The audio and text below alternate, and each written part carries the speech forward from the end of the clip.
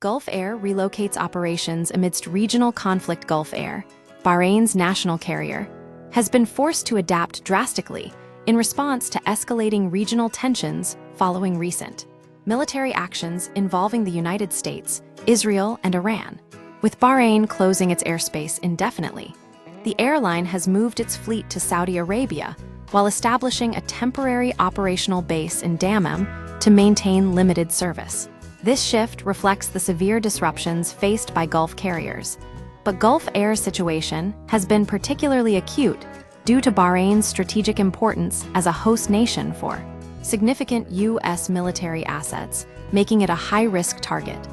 Fleet evacuation to Saudi Arabia on February 28, 2026, Bahrain suspended all commercial air traffic.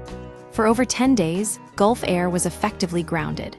However, on March 11, 2026, the airspace was briefly reopened not for passenger flights, but to allow airlines to relocate their aircraft. Most of Gulf Air's planes were transferred to Al Ula, ULH in Saudi Arabia, a location roughly 776 miles from Bahrain. This move is likely a risk mitigation strategy.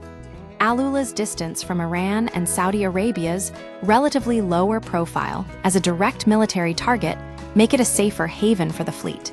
Temporary hub in Dammam to resume operations. Gulf Air has established a temporary mini-hub in Dammam, Saudi Arabia, DMM. This allows the airline to offer limited flights to key destinations: Bangkok, BKK, London, LHR, and Mumbai, BOM. The proximity of Dammam to Bahrain, just a 1-hour drive across the King Fahd Causeway, simplifies logistical arrangements. The airline is prioritizing passenger transport under strict eligibility criteria, with bookings handled through a registration process and direct contact from sales agents. This cautious approach emphasizes safety and controlled operations during the crisis.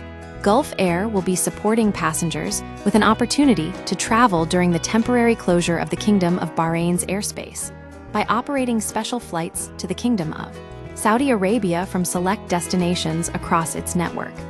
Context and implications: the Gulf region has experienced a sharp escalation in geopolitical risk, forcing airlines to reassess their operational strategies.